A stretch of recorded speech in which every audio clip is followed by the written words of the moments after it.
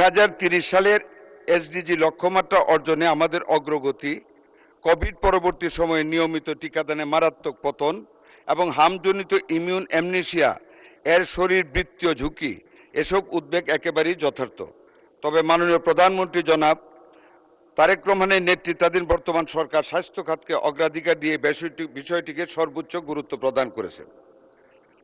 মাননীয় স্পিকার, গত 5 এপ্রিল থেকে আমরা জরুরি ভিত্তিতে হামের টিকাদান কর্মসূচি শুরু করেছি।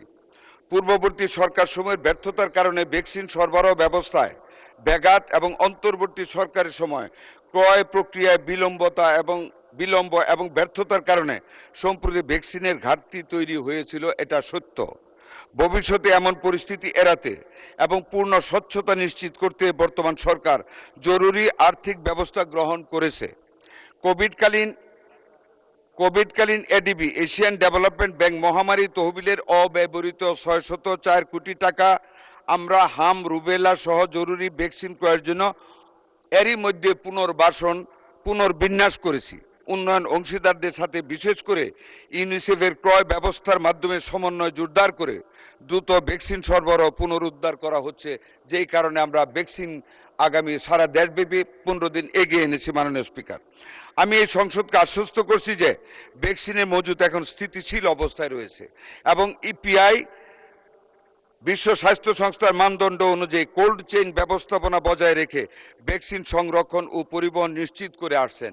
মাননীয় স্পিকার, একটু অ্যাড করি, আমরা সিঙ্গেল ডোজ বায়াল থেকে আমরা মাল্টি ডোজ বায়ালে এখন যাচ্ছি, যাতে করে সংরক্ষণ রেফ্রিজারেটরে আমাদের জন্য সহজ হয়।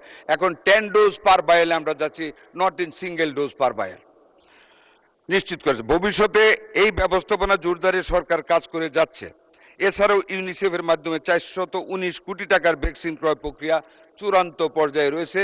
আমরা 200 কোটি টাকার অলরেডি নিয়েছি, আরও বাকি টাকার ডেলিভারি আমরা আবুধাবি থেকে, যেটা 209টা দেশে তারা ওখান থেকে দেয়, আমরা যাতে সবার আগে পাই এই জন্য আজকে আমরা একটা প্রতিনিধি গ্রুপ পাঠিয়েছি এবং আমরা আশা করি আমরা আগে পাবো। মাননীয় স্পিকার, মাঠ পর্যায়ে মূলত উচ্চ সংক্রমণ এলাকায় টিকাদানের জন্য সর্বশেষ বিতরণ করা হয়েছে 34 লক্ষ, মাননীয় সংসদ সদস্য জানতে চেয়েছিলেন, বিতরণ করা হয়েছে 34,83,000 ডোজ, এক বায়ালে 10 ডোজ।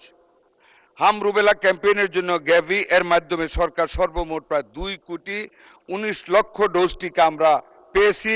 হাম সংক্রমণ নিয়ন্ত্রণের জন্য যথেষ্ট পরিমাণ টিকা আরও আমাদের আছে এবং চেইন রক্ষা করা হচ্ছে। টিকার কোনো ঘাটতি আমাদের ইনশাল্লাহ হবে না।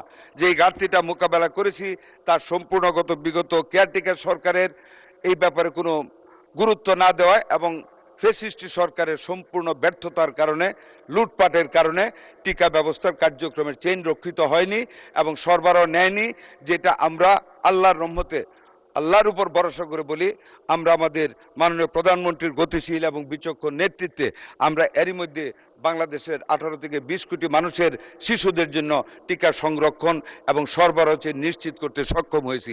আপনাকে ধন্যবাদ মাননীয় স্পিকার।